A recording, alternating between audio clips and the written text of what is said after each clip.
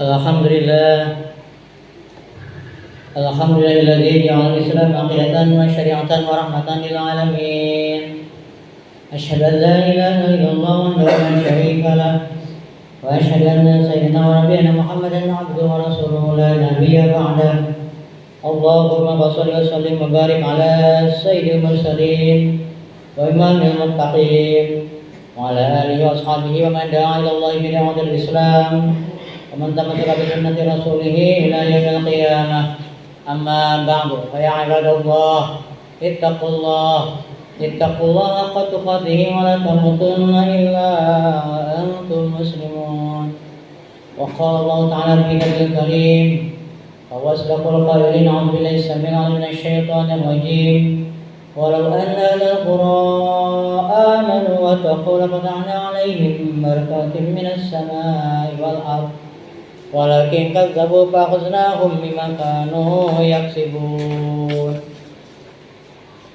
Ayat sadaqallahu azim wa sadaqar rasulun nabiyul karim wa ala zalika minasyadina syakirin walhamdulillahirabbil alamin.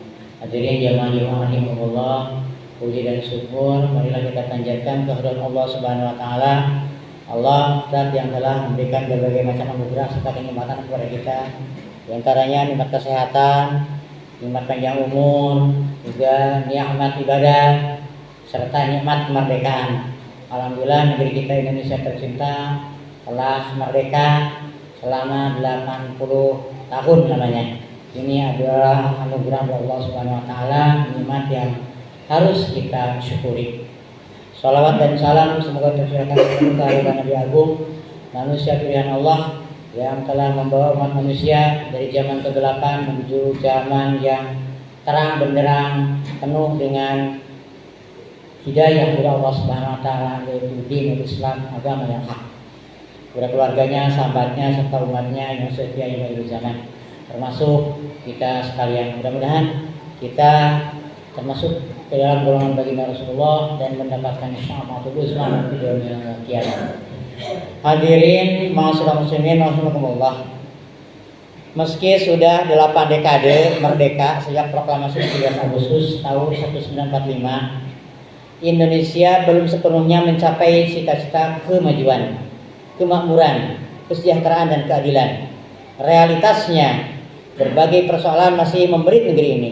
Salah satunya adalah bentuk penjajahan atau al-istimar modern yang menurut al-alama Syekh al-Alim al-Imam Al-Qadhi Taqiyuddin An-Nabhani, pendiri Hizbut Tahrir, bukan sekedar warisan masa lalu, tetapi metode baku negara kapitalis barat, terutama Amerika Serikat, untuk menguasai negeri lain. Penjajahan ini berlangsung melalui kontrol menyeluruh di bidang ideologi, ekonomi, politik, budaya, hukum, dan pertahanan dengan tujuan mengeksploitasi negara yang menjadi targetnya. Indonesia menjadi salah satu korban nyata penjajahan modern ini. Meskipun setiap tahun merayakan kemerdekaan, di sektor ekonomi, sumber daya alam strategis seperti emas, minyak, dan gas justru telah lama dikuasai dan dieksplorasi oleh perusahaan asing seperti Freeport, ExxonMobil, dan Newmont. Ironisnya, keberadaan mereka tidak hanya dibiarkan, tetapi dilegalkan melalui berbagai undang-undang yang membuka jalan bagi penguasaan kekayaan alam negeri oleh pihak asing dan asing. Ma'asyiral muslimin rahimakumullah. Setelah lepas dari penjajahan fisik, Indonesia justru terperangkap dalam penjajahan ideologi yang lebih berbahaya, yakni ideologi kapitalisme berakar sekulerisme. Meski tidak secara langsung memakan korban jiwa, dominasi kapitalisme global ini telah menimbulkan penderitaan besar baik bagi bangsa ini maupun umat manusia. Ironisnya, pemikiran dan cara pandang penjajah tetap dipertahankan oleh para penguasa dan elit politik. Akibat penjajahan ideologi ini, cita-cita para pejuang untuk membebaskan Indonesia sepenuhnya dari pengaruh penjajah belum terwujud karena jejak penjajahan masih kuat mencengkram negeri ini. Di antaranya pertama, bidang hukum dan perundang-undangan. Hukum di Indonesia masih sekuler. Hukum warisan Belanda tetap dilestarikan. Bahkan pembuatan undang-undang sering dipengaruhi oleh asing. Kedua, bidang ekonomi. Negeri ini terjerat hutang luar negeri hingga ribuan triliun rupiah. Sementara sumber daya alam dikuasai asing dan asing. Ketiga, bidang sosial dan budaya.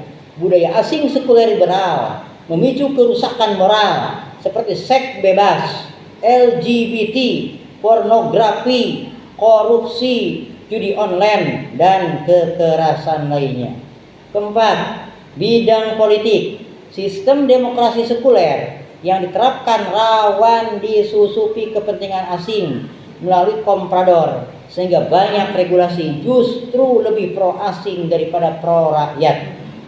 Dalam pandangan Islam, kemerdekaan hakiki berarti terbebasnya manusia dari penghambaan kepada sesama manusia menuju penghambaan hanya kepada Allah Subhanahu wa Ta'ala, pencipta manusia dan pencipta seluruh alam semesta. Kemerdekaan bagi umat Islam bukan sekedar hak yang harus diperjuangkan, tetapi misi utama risalah Islam itu sendiri. Jika manusia masih tunduk pada ideologi atau hukum buatan manusia, mereka masih berada dalam penjajahan. Allah Subhanahu wa Ta'ala mewahyukan dalam Al-Qur'an, A'udzubillahi minasyaitonirrajim.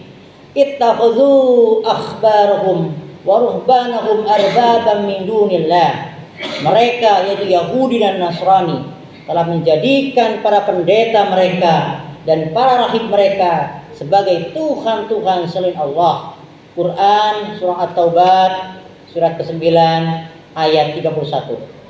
Ayat ini dijelaskan Rasulullah Shallallahu Alaihi Wasallam kepada Adi bin Hatim bahwa bentuk penghambaan itu adalah menaati pendeta dan rahib dalam menghalalkan yang haram dan mengharamkan yang halal.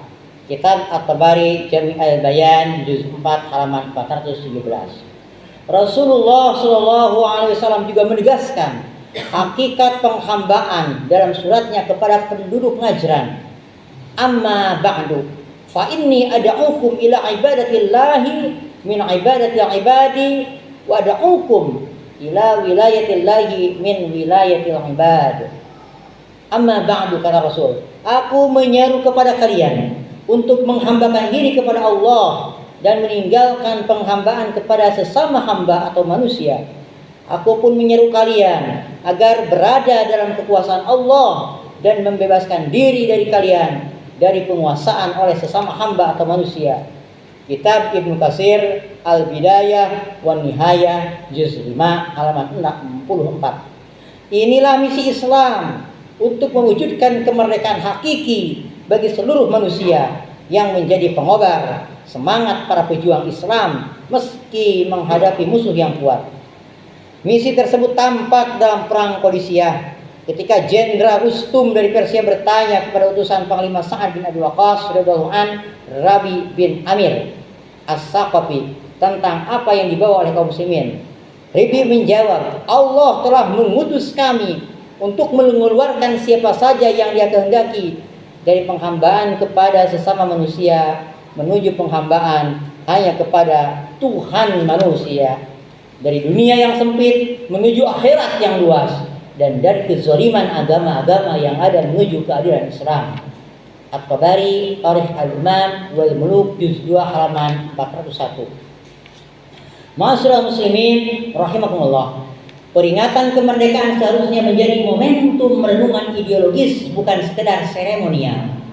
Kita harus sadar bahwa negeri ini belum benar-benar merdeka karena masih berada di bawah pengaruh ideologi kapitalisme sekuler yang justru menambah penderitaan rakyat. Solusinya adalah memperkuat landasan ideologi Islam dan meninggalkan kapitalisme sekuler. Islam sebagai agama sekaligus ideologi membawa misi tauhid, menjadikan negara merdeka dan berdaulat hanya dengan tunduk pada perintah Allah Subhanahu wa taala. Allah menjanjikan keberkahan bagi negeri yang beriman dan bertakwa. Sebagaimana firman-Nya dalam Al-Qur'an, "A'udzubillahi minasyaitonirrajim, walau anna ahlal qura amanu wattaqau lafatahna 'alaihim barakatin minas sama'i wal ardh. Walakin kadzabu fa'akhadnahum bima kanu yaksibun." Yang artinya, jika penduduk negeri-negeri beriman dan bertakwa, pasti kami akan melimpahkan kepada mereka berkah dari langit dan bumi. Akan tetapi mereka mendustakan ayat-ayat kami itu. Karena itu kami menyiksa mereka disebabkan perbuatan mereka tersebut. Quran surah Al-A'raf surat ke-7 ayat 96. Sebaliknya, penerapan ideologi buatan manusia yang lahir dari akal dan nafsu seperti kapitalisme sekuler hanya akan melanggengkan penjajahan, kesempitan hidup dan kezaliman. Sebagaimana firman Allah, "A'udzubillahi minasyaitonirrajim. Wa man a'rada an dzikri fa inna lahu ma'isyatan dhanka wa nasyruhu yaumal qiyamati a'ma." Siapa saja yang berpaling dari peringatanku, dari Al-Qur'an, sungguh bagi dia kehidupan yang sempit dan kami akan mengumpulkan dirinya pada hari kiamat dalam keadaan buta. Quran surah Toha surat 20 ayat 124. Karena itu negeri ini harus segera kembali kepada hukum Allah dengan menerapkan syariat Islam secara kafah dan seluruh aspek kehidupan melalui institusi politik Islam, yaitu khilafah ala minhajin nubuwwah yang akan mewujudkan kemerdekaan hakiki bagi umat baik di Indonesia maupun di seluruh dunia. Dengan khilafah akan membebaskan seluruh negeri-negeri kaum muslimin dari penjajahan barat, termasuk akan membebaskan Palestina dari cengkraman penjajahan Zionis Yahudi laknatullah dan penjajahan dunia barat serta Amerika.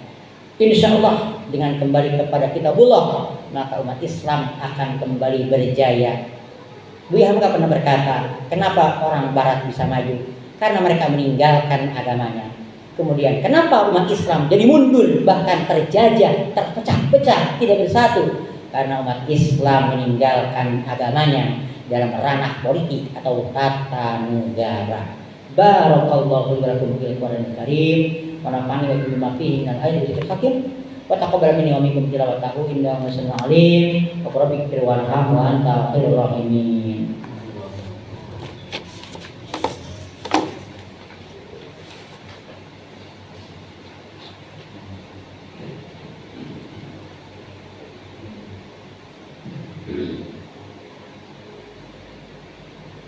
Alhamdulillah nahmaduhu wa nasta'inuhu wa nastaghfiruh wa na'udzu billahi min shururi anfusina wa min sayyiati a'malina. May yahdihillahu fala mudilla lahu wa may yudlil fala hadiya lahu. Asyhadu an la ilaha illallah wahdahu la syarika lahu wa asyhadu anna sayyidina wa nabiyyana Muhammadan 'abduhu wa rasuluhu la nabiyya ba'dahu. Allahumma shalli wa sallim wa barik ala sayyidina Muhammad wa ala alihi wa sahbihi wa man tabi'ahum bi ihsan ila yaumiddin, amma ba'du. Ya ibadallah, usikum wa nafsi bitaqwallahi faqad fazal muttaqun. Wa qala Allah ta'ala fil Qur'anil Karim, a'udzu billahi minasyaitonir rajim. Ya ayyuhalladzina amanu udkhulu bis-silmi kaffah wa la tattabi'u khutuwatis syaitan innahu lakum aduwwun mubin. Wa qala Allah ta'ala aidan, innallaha wa malaikatahu yusholluna 'alan nabi ya ayyuhalladzina amanu shallu 'alaihi wa sallimu taslima. Allahumma shalli 'ala sayyidina Muhammad wa 'ala ali sayyidina Muhammad kama shallaita 'ala Ibrahim wa 'ala ali Ibrahim wa barik 'ala sayyidina Muhammad wa 'ala ali sayyidina Muhammad kama barakta 'ala Ibrahim wa 'ala ali Ibrahim fil 'alamin innaka Hamidum Majid.